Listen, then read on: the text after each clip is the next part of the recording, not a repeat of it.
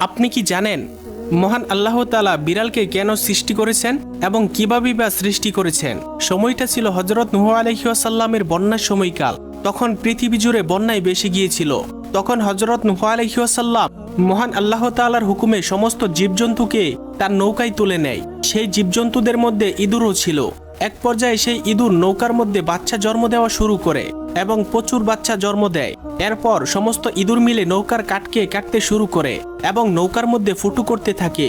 তখন নূহ আলাইহিস সালাম সমস্যায় পড়ে যান এবং আল্লাহ তাআলার কাছে দোয়া করেন, হে আল্লাহ, আপনি আমাদের এই সমস্যা থেকে বাঁচান। তখন আল্লাহ তাআলা নূহ আলাইহিস সালামকে সিংহের পিঠের উপর হাত রাখতে বলেন। তখন নূহ আলাইহিস সালাম সিংহের পিঠের উপর হাত রাখলেন। তখন মহান আল্লাহ তাআলা সিংহের নাক থেকে বিড়ালকে সৃষ্টি করেন। বিড়াল তখন ইঁদুর খেতে শুরু করে এবং ইঁদুর খেয়ে কমিয়ে ফেলে, ফলে নৌকা ক্ষতির হাত থেকে বেঁচে যায়। আপনি কি বিড়ালকে পছন্দ করেন?